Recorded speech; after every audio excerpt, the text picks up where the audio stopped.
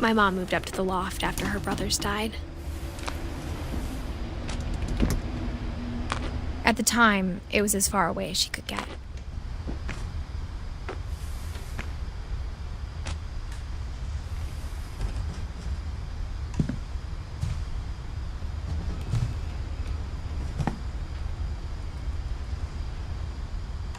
She spent a summer building houses in Calcutta, where she met my dad, Sanjay.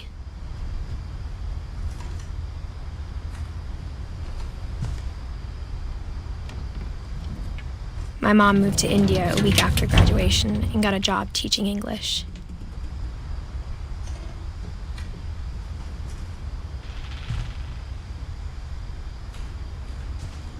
Religion was another thing my mom never talked about, but I think it helped her a lot after her dad died.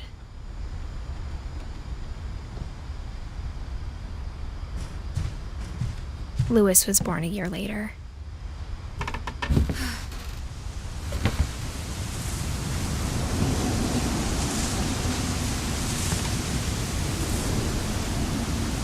When my dad died, I don't think Mom knew where else to go.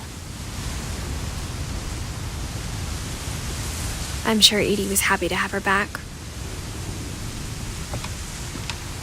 And to see kids in the house again.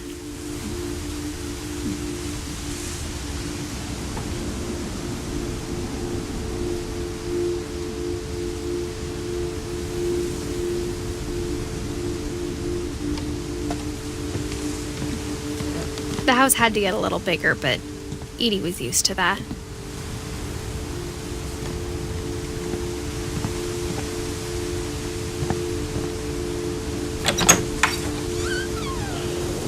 And for a while, things were good, almost normal.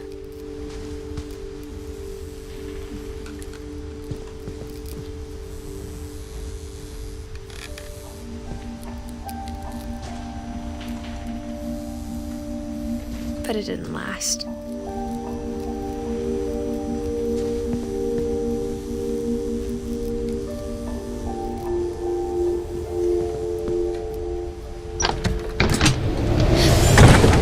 The beginning of the end was Milton's 10th birthday, when Edie gave him a castle.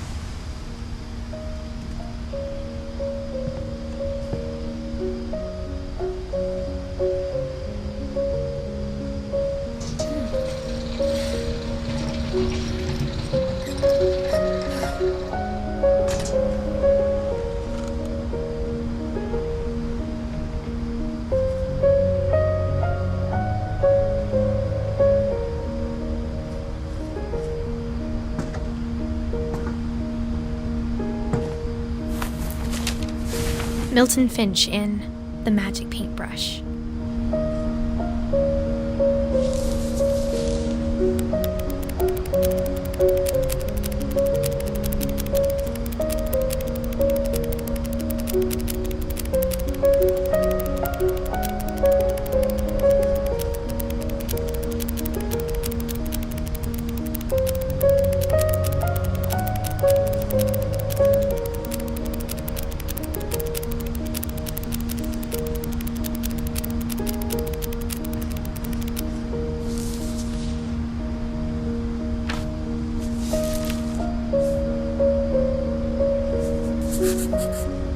I was 4 when Milton disappeared.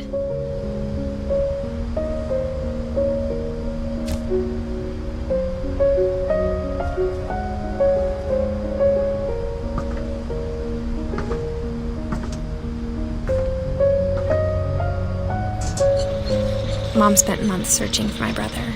Then she sealed the doors.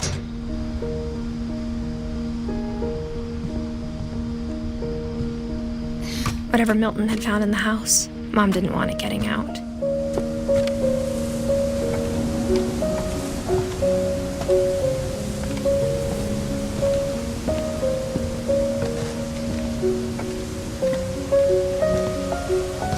Mom definitely blamed Edie, but I think Louis blamed himself.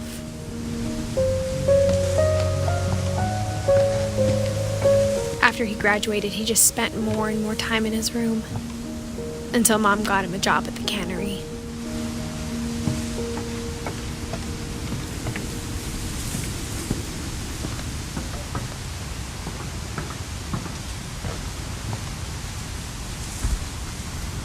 Everyone always told me to stay out of Louis's room, except Louis.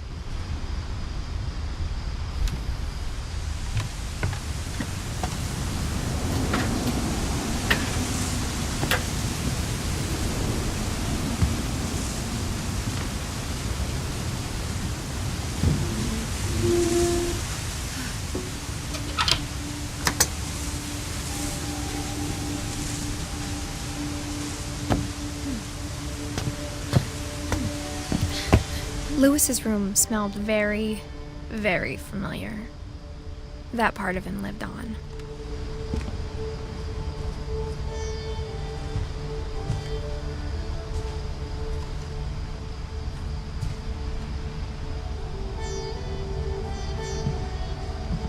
Louis and I spent a lot of time playing games together, but he was surprisingly bad at them. He died a lot.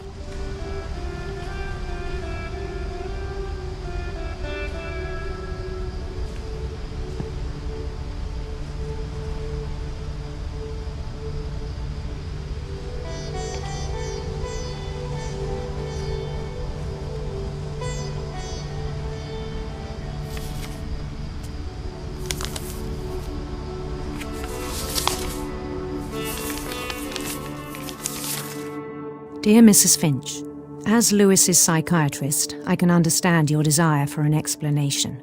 As I see it, the trouble began in January, shortly after we convinced your son to seek treatment for substance abuse. Newly sober, I believe Louis first noticed the monotony of his daily life.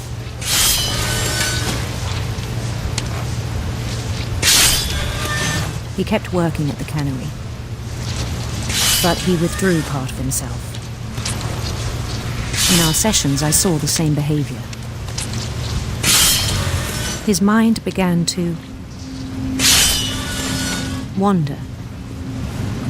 I asked him to describe it. He said he started small, imagining a labyrinth. He'd feel his way about. Then something moved. Bats. And toads.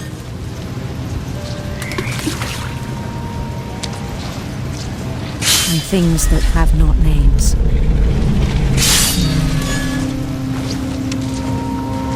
He knew it was all in his head.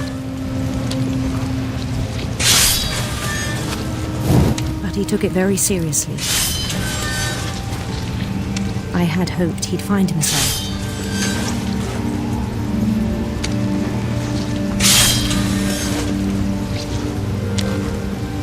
But he found something more. I worried about him then. Daydreaming at the cannery. I spoke with his boss. But he said Louis had become a model employee. Methodical, tireless, focused. Like a whole new Louis. So I let him go on.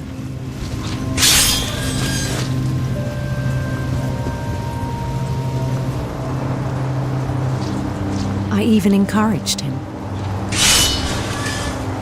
It seemed very promising at first.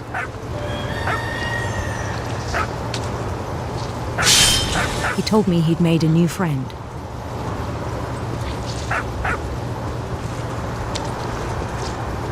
On the edge of a city he named Louis Topia. He he built the city up slowly, brick by brick. Then he made musicians.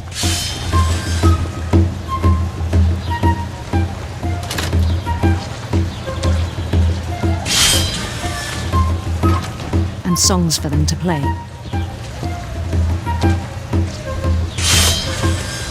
He talked about starting a band.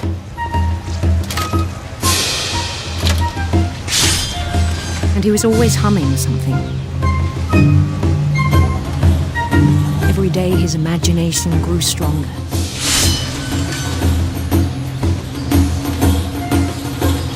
He no longer spoke at the cannery. But his chopping was as reliable as ever. Then one day it struck him that all the cheering crowds, even the stones under his feet, were all in his imagination, so he could do whatever he wished.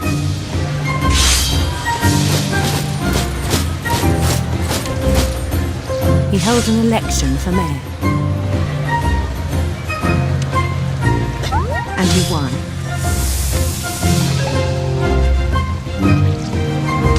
They begged him to stay, but his mind was already wandering. It became a game for him.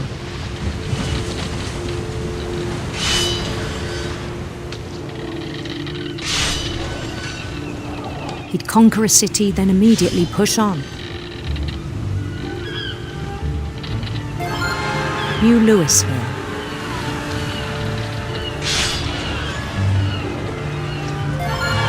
St. Louis. He started drifting away from our reality.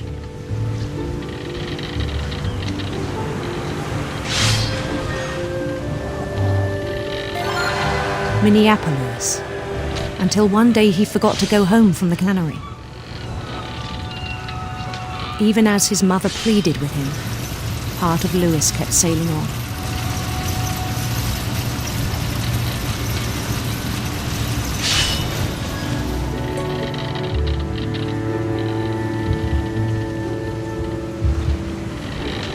In Louisburg, he heard rumors of a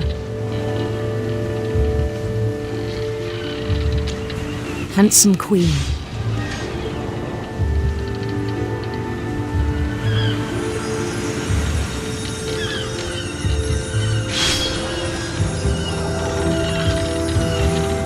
The queen was on her own quest for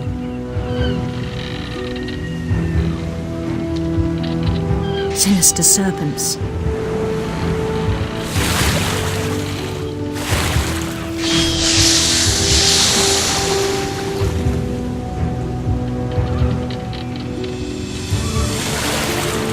Followed the sound of her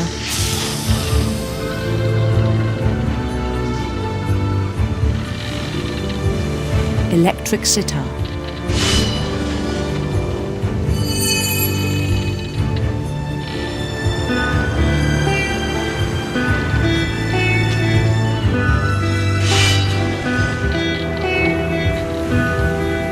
His chase led him to a golden palace east of the sun and west of the moon.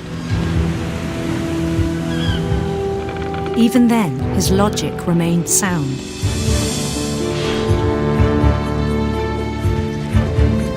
He knew the world was all in his imagination.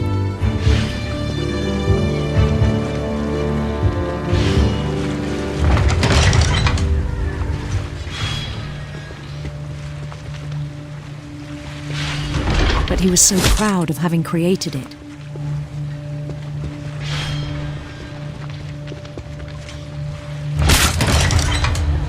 In his own eyes, he'd become something greater than a king.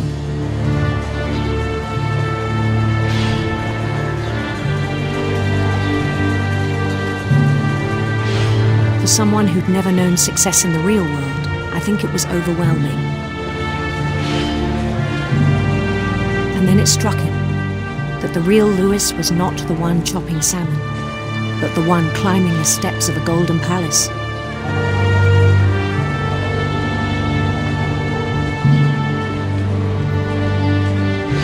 My imagination is as real as my body, he told me. It was hard to argue with him.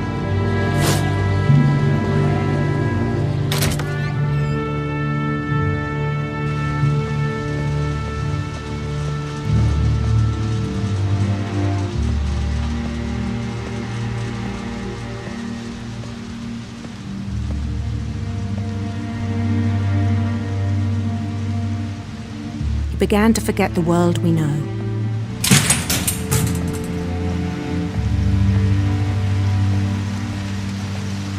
I think it pained him to remember Lewis, the cannery worker.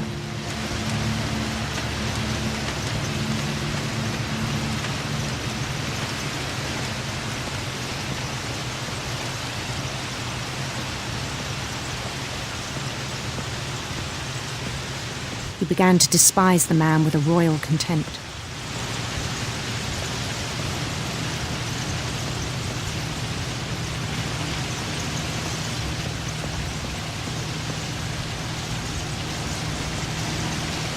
I still thought I could save him.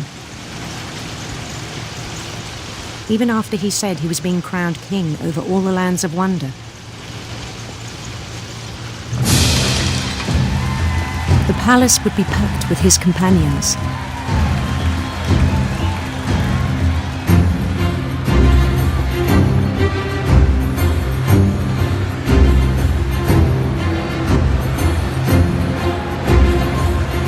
Including the wise Calico who'd insisted on inviting him.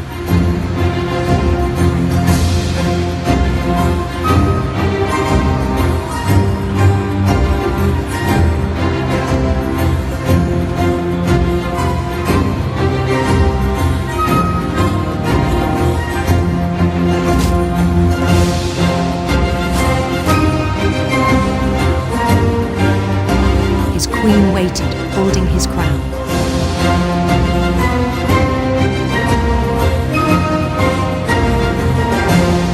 There was only one thing left to do.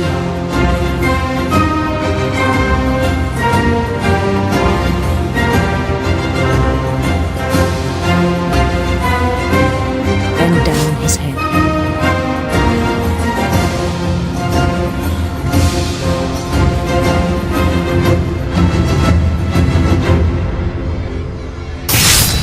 And the rest I think you know.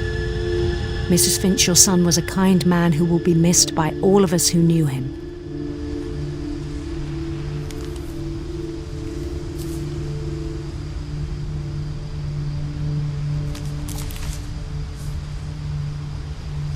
My brother was really cool. I wish you could have met him.